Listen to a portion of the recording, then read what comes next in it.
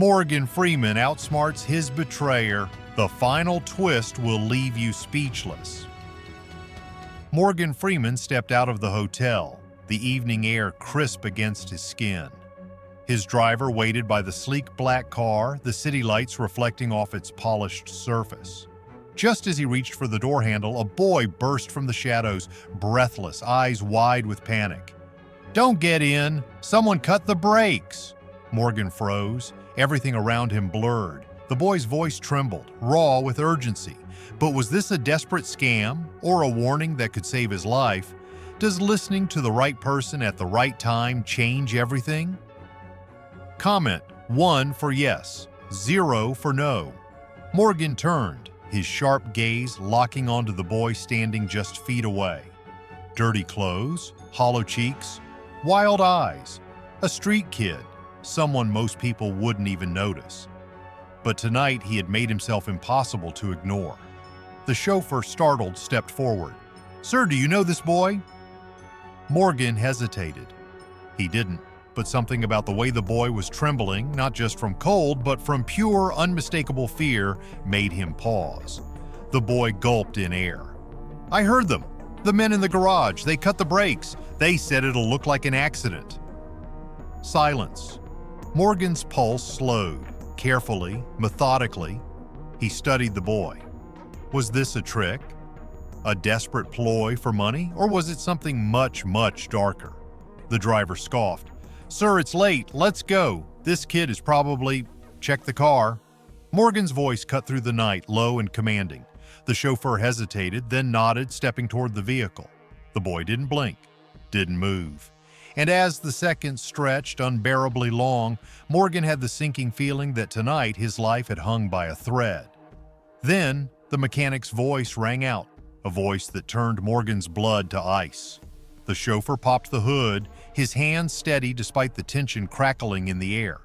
Morgan stood back, arms crossed, watching every movement. The boy hadn't moved an inch, his breath still shallow, his fingers twitching as if bracing for impact. Seconds dragged. The garage was eerily quiet, save for the occasional drip of water from a nearby pipe. Then, a sharp intake of breath. The mechanic's voice broke the silence. "Sir, you need to see this." Morgan stepped forward. The moment he looked inside the engine compartment, his stomach dropped. The brake lines slashed, thin, deliberate cuts, almost invisible at first glance, but deadly if unnoticed. Morgan inhaled deeply, schooling his face into calm. He wasn't just a man used to pressure, he thrived in it. But this was different. Someone wanted him dead.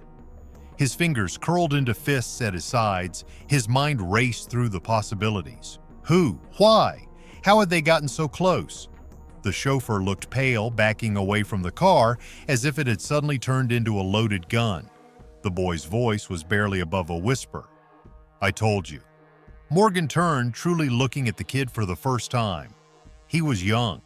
Too young to be caught up in something like this. His clothes were threadbare, his shoes barely holding together. But his eyes told a different story. They had seen things no child should ever have to see. Morgan crouched slightly, leveling his gaze with the boy's. "What's your name?" The boy hesitated, shifting his weight from foot to foot. "Liam." Morgan nodded. "All right, Liam. How did you know about this?" Liam swallowed hard, glancing over his shoulder as if expecting someone to lunge out of the darkness. "I was in the parking garage," he admitted. "I sleep there sometimes. I heard them talking. 2 men.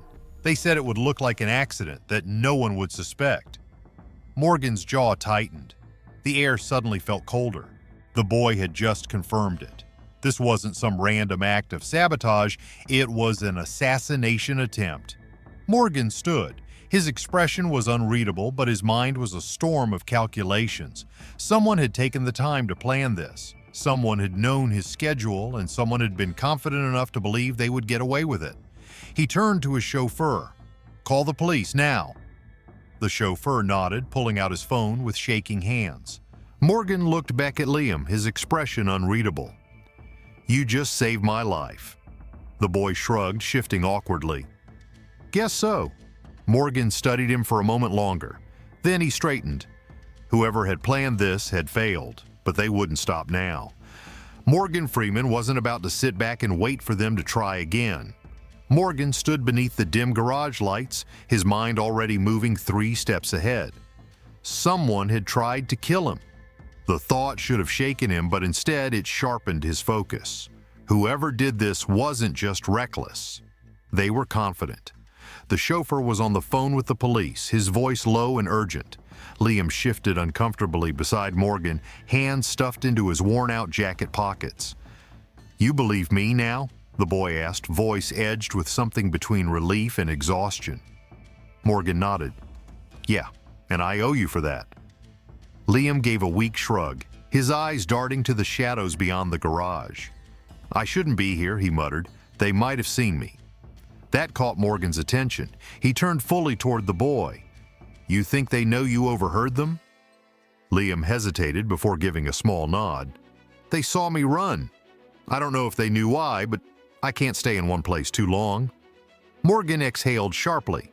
Liam wasn't just a witness. He was a loose end, and if these men were willing to kill Morgan, they wouldn't hesitate to silence a street kid. A siren wailed in the distance, growing louder. The police would be here soon. But Morgan knew this wasn't a problem that could be solved by a simple report. The boy had just saved his life. The least he could do was return the favor. "Liam," Morgan said, voice steady. "You're coming with me." Liam's brows furrowed. "What?" "You're not safe on your own. If they know you saw something, they won't stop looking." Liam shifted his weight. "I've been taking care of myself for years." Morgan shook his head. "Not against people like this. You stay out here and they'll find you before morning." Liam swallowed hard, his jaw tightening. He didn't want to admit it, but he knew Morgan was right. A sleek black SUV pulled up near the garage entrance, its tinted windows gleaming under the fluorescent lights. Morgan's personal security team. The back door opened and a tall, broad-shouldered man stepped out, scanning the scene with a trained eye. Dante, Morgan's head of security. Dante approached swiftly, his tone all business. "We need to move. If this was a hit, they might try again." Morgan nodded, then turned back to Liam. "You have 2 choices," he said. "You can stay here alone, hoping they don't come looking. Or you can come with me, where I can guarantee you'll be safe." Liam glanced between Morgan and the approaching SUV. His entire life had been spent surviving on his own. Trust was a luxury he couldn't afford, but tonight he had already taken one risk by warning Morgan. Maybe it was time to take another. He exhaled and gave a small nod. "All right, I'll go." Morgan gestured toward the SUV. "Let's move." As they climbed in, Liam couldn't shake the feeling that despite escaping danger tonight, this was only the beginning. Somewhere in the dark, the people who wanted Morgan dead were already planning their next move. The SUV moved smoothly through the city streets, but inside the tension was thick. Morgan sat in the back seat, eyes locked on the blurred city lights beyond the tinted windows. Beside him, Liam fidgeted, glancing back every few seconds as if expecting someone to appear from the darkness. "You're safe now," Morgan said, his voice steady. Liam let out a dry chuckle. "Safe? They tried to kill you and now I'm sitting next to you. Doesn't feel very safe to me." Morgan gave a small nod, acknowledging the boy's logic. "That's why we're not going to wait for them to try again." Dante from the front passenger seat spoke without turning around. "We ran the license plates on the vehicles that left the garage before us. One of them was registered to a dummy corporation. Classic move when someone wants to stay hidden." Morgan sighed. "Which means they know what they're doing." Dante nodded. "And they won't stop until they get what they want." Liam shifted in his seat. "So what do we do? Just hide forever?" Morgan turned to him, his expression unreadable. "We make them come to us." Liam blinked. "That sounds like a bad idea." Morgan smirked. "Only if we don't control the game." The SUV pulled into an underground garage of a high-security building. As soon as the doors locked behind them, Morgan stepped out, motioning for Liam to follow. Dante led them into a private elevator, swiping a key card that only a handful of people had access to. The doors slid shut, and as they ascended, Morgan finally spoke again. "If they planned my death, it means someone close to me is involved," he said. "They had access to my schedule, my movements. That narrows down the list." Liam's eyes widened. "You think it's someone you know?" Morgan exhaled. "I don't think I know." The elevator chimed and the doors opened into a sleek, modern penthouse. A wall of screens flickered to life as Dante moved to a control panel. Security footage, surveillance feeds, every possible angle of Morgan's world laid out in front of them. Morgan turned to Liam. "If you recognize anyone from the parking garage, now's the time to say so." Liam hesitated, staring at the screens. Then his hand lifted, pointing to one of the grainy images. Morgan followed his gaze, and his stomach dropped. Because the man in the footage wasn't just some hired gun. It was someone Morgan had trusted for years. Now that trust had just turned into the deadliest betrayal of his life. Morgan's breath slowed as he stared at the screen. He knew that face. The grainy surveillance footage showed a man standing in the shadows of the parking garage. William Price, his longtime financial advisor, a man he had trusted with every aspect of his empire. Liam shifted uncomfortably beside him. "That's him. That's the guy who was talking about cutting the brakes." Morgan's hands curled into fists. Betrayal had a face now. Dante muttered a curse under his breath. "We need to move. If William is behind this, he's not working alone." Morgan nodded, his mind already racing through the possibilities. William had access to everything: schedules, financial records, even security details. The attempt on his life had been calculated, not desperate. And that meant one thing: this wasn't over. He turned to Liam. "How long were you in the garage before you overheard them?" Liam hesitated, thinking back. "A while, long enough to hear them say something about a final step. They said if this didn't work, they had a backup plan." Morgan's pulse quickened. A backup plan. Dante's phone buzzed. He glanced down and immediately stiffened. "Sir, we have a problem." Morgan turned toward him. "What is it?" Dante's jaw tightened. "Your accounts, someone is draining them." Silence. Liam frowned. "Wait, you mean like stealing money?" Morgan exhaled sharply, forcing himself to stay calm. "Not just money, everything." Dante tapped the screen of his phone. "William has been executing transfers in the last hour, offshore accounts, multiple shell corporations. He's trying to disappear with everything before you even know what's happening." Morgan's muscles coiled. William had failed to kill him, so now he was trying to erase him. Liam watched their exchange, his expression growing concerned. "So, what do we do?" Morgan's eyes darkened. "We stop him." Dante nodded. "We need to get to him before he vanishes." Morgan glanced at the security feed again. "Where is he now?" Dante's fingers moved swiftly across the keyboard, pulling up another feed. "His office, still making transactions." Morgan grabbed his coat. "Then we go pay him a visit." Liam's eyes widened. "You're just gonna walk in there?" Morgan glanced at him, his voice calm but firm. "No, Liam. I'm going to make sure he knows that he made the worst mistake of his life." Dante loaded a clip into his concealed weapon. "I'll drive." Liam hesitated for a brief moment before following them. He had warned Morgan once. Now he wasn't about to let him walk into danger alone. None of them knew. William had been expecting them all along. Morgan sat in the back seat of the SUV, his fingers steepled, his expression unreadable. The city lights flashed past in streaks of gold and silver, but his mind was elsewhere. On William, on the betrayal, on how close he had come to dying. Dante drove with controlled urgency, his hands steady on the wheel. Liam sat beside him, shifting in his seat, eyes darting between the road and Morgan. "You sure about this?" Liam asked hesitantly. Morgan glanced at him. "Would you rather let him get away with it?" Liam swallowed hard. But what if he's expecting you?" Dante scoffed. "He's a rat, and rats don't expect the lion to show up at their door." But even as he said it, something gnawed at Morgan. William was careful, too careful. If he was still at his office making transfers, it meant he felt safe. or he was buying time. Morgan exhaled. Stay sharp. The SUV pulled up outside Price and Company Financials, a sleek, high-rise building downtown. Despite the late hour, the lights in William's office were still on. Liam peered out the window. Looks normal. Morgan's jaw tightened. That's what worried him. Dante scanned the area before stepping out first, checking for anything unusual. When the coast was clear, Morgan followed, Liam trailing hesitantly behind. The moment they entered the lobby, Morgan felt it. Something was wrong.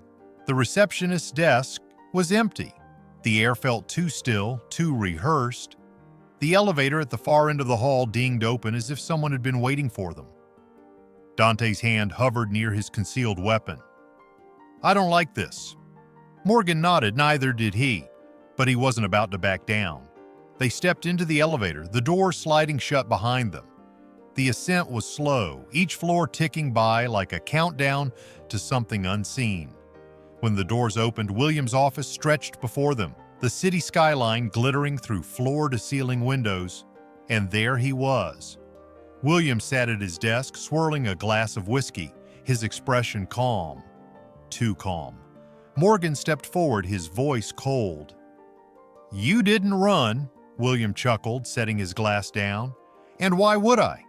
You always were predictable, Morgan. Dante stiffened. Liam swallowed hard. Morgan's eyes narrowed. It was a trap. William leaned back in his chair, clasping his hands together. You're too late. Morgan took another step forward, his voice deadly quiet.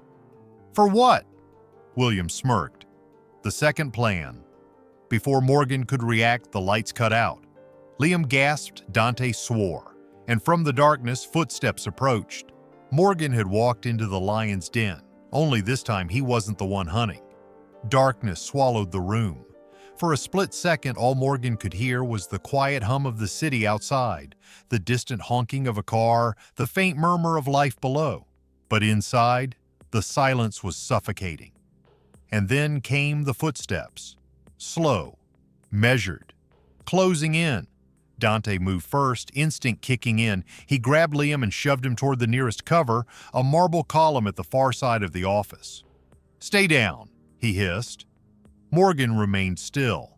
He didn't need to see his attackers to know exactly what was happening. William had played his hand. He'd been expecting them all along. A voice sliced through the darkness, smooth and laced with satisfaction. You should have left it alone, Morgan. Morgan's jaw tightened. Funny, I was just thinking the same about you. The lights flickered back on, but only dim emergency lighting remained, just enough to reveal the three armed men now flanking William's desk. William, still seated, lifted his whiskey glass and took a slow sip. You never could see past your own principles. That's what makes you weak. Morgan took a single step forward, unshaken. Number? That's what makes me dangerous. One of the armed men, a tall, bald enforcer with a scar running down his cheek, raised his gun. Don't move. Dante's hand inched toward his own weapon, but Morgan subtly shook his head. Not yet. Liam, still crouched behind the column, peeked out, his small hands clenched into fists. He wanted to run, but something in him refused. Morgan exhaled slowly. So what now? You have me where you want me. That was the plan, right? William leaned forward, his smirk widening. It's simple. You sign over your assets, your accounts, your holdings, and you disappear. Morgan tilted his head. And if I don't? William's smirk didn't fade. He gestured lazily at the armed men. Morgan let out a quiet chuckle. So you're willing to kill me in your own office? William's eyes gleamed. No. He took another sip of whiskey. But accidents do happen. Liam swallowed hard. He knew exactly what that meant. Dante clenched his jaw, shifting ever so slightly, waiting for the right moment. The tension in the room coiled tighter. Then Morgan spoke, his voice calm, controlled. You always were short-sighted, William. William's brow furrowed. What? Morgan smiled. Then all at once, every phone in the room buzzed. William's phone, his guards' radios, the intercom system. A notification flashed across the building's security screens. Live broadcast initiated. William's smirk vanished. Morgan's voice remained steady. "You think I walked in here without a plan?" The room fell into chaos. William's face paled as he stared at the flashing live broadcast initiated message across every screen. The once smug confidence drained from his eyes, replaced by sheer panic. The world was watching. Morgan remained still, unwavering. "You wanted power, William." He gestured toward the screens. "Now, you have an audience." William shot up from his chair, his hands shaking. You set me up?" Morgan's gaze hardened. "Number you set yourself up. I just let the world see the kind of man you are." The armed men hesitated, their fingers twitching near their triggers. But something had changed. The balance of power had shifted. The moment their faces hit the live feed, they knew they weren't walking away from this clean. William's breath came in short bursts. He could feel his empire crumbling beneath him. Then, in a moment of desperation, he lunged for the gun on his desk. A single gunshot echoed through the room. But it wasn't from William. Dante lowered his smoking pistol. "Bad choice," he muttered. William collapsed back into his chair, his hand clutching his shoulder where the bullet had grazed him. His once flawless suit now stained with blood. He panted, his face contorted in pain, but his eyes were different. For the first time, he looked defeated. Morgan stepped closer, his voice quieter now. "Power built on greed never lasts. You could have had everything, William. Respect, legacy, loyalty." He shook his head. "But in the end, all you have left is regret." The police burst in, storming the room. William barely put up a fight as they cuffed him. He just stared at Morgan, the weight of his choices finally sinking in. As William was led away, Liam stepped beside Morgan, watching the scene unfold. "So, it's over?" he asked. Morgan looked at him, his eyes filled with something deeper, wisdom, understanding. "No," Morgan said, placing a hand on the boy's shoulder. "It's just beginning. Because true power isn't about taking from others, it's about what you choose to give back." Through this story, we realize that true wealth isn't found in money or status, but in the impact we have on others. Greed and betrayal may bring temporary gain, but in the end, they only lead to downfall. Respect cannot be bought. It must be earned through integrity, kindness, and loyalty. Liam, a boy society ignored, saved a man who had everything. And in return, Morgan gave him something priceless, a chance at a better future.